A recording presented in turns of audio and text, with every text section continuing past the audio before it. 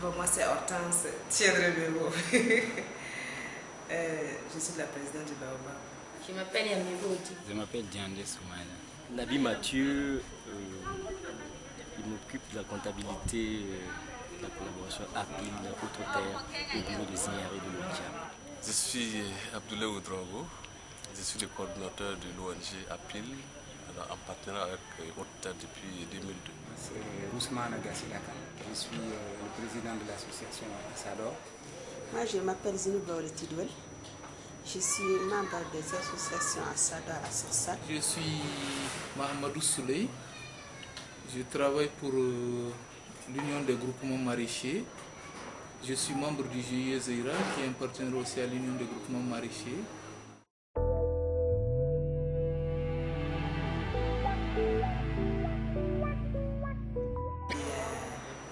Un autre projet encore qui a été accepté. Ça m'a beaucoup touché. Et il y a aussi le centre de tri. Maintenant là, je peux parler beaucoup dans les réunions, puis je peux attendre pour former les gens. Ça m'a changé beaucoup d'intérêt, car maintenant, même si je peux expliquer aux autres personnes même comment faire pour que leurs animaux doivent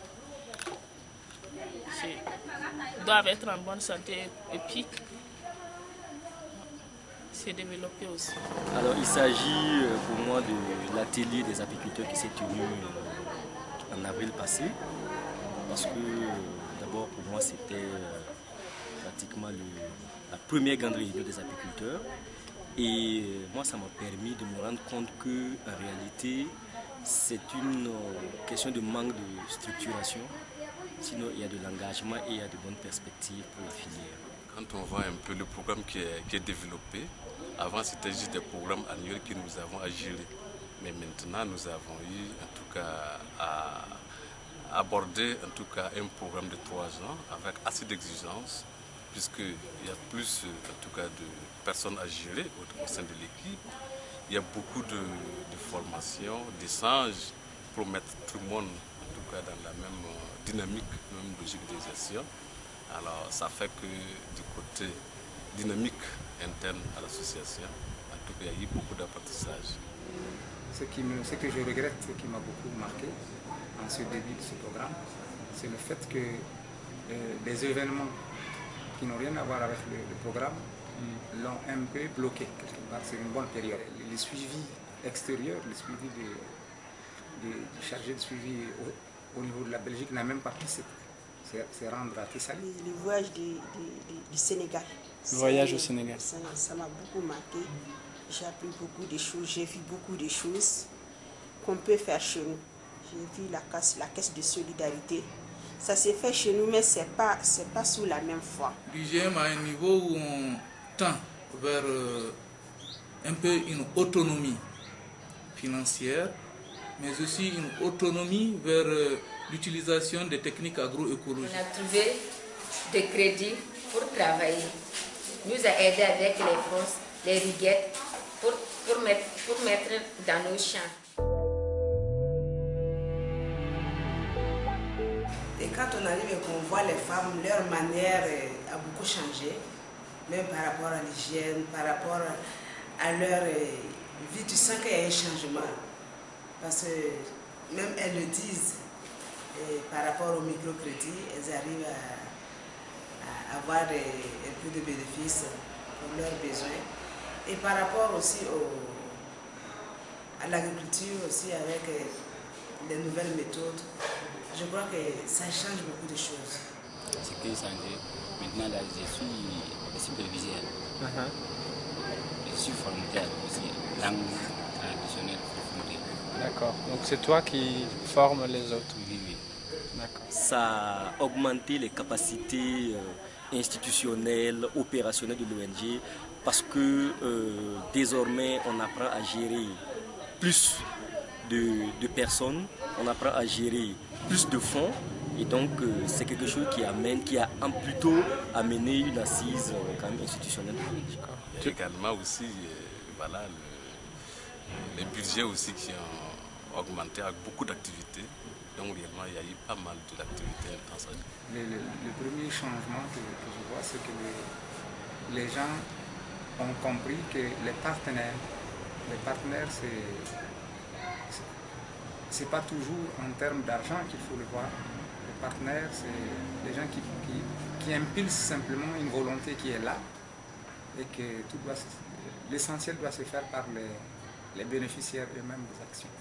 Et puis, le changement, c'est qu'au niveau d'Assador, à Sarsal, il y a une prise de conscience par rapport à ce qui a été apporté par Autoterre et qu'il y a désormais une volonté à ouvrir ces partenariats, à aller plus loin de la zone d'intervention.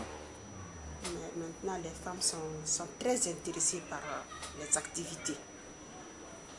Du fait que au niveau de chaque activité, nous avons responsabilisé des femmes qui suivent le déroulement de l'activité au niveau de l'association. 70% de maraîchers qui arrivent à maîtriser quelques bonnes pratiques agroécologiques. Et on est en train déjà de réfléchir à mettre en place un marché hebdomadaire de légumes bio où dans ma ville à Gao, les gens ne sont jamais pensé. Nos rapports avec les bénéficiaires du programme mettent avant tout le développement de la personne, mettent avant tout le bien-être du producteur en première position et je pense que c'est le fondement de l'économie sociale. Oui, au départ, quand nous avons compris un peu le concept et le contenu même de cette approche, on a dit que le vocabulaire n'était pas utilisé, mais le contenu, c'est pratiquement notre identité.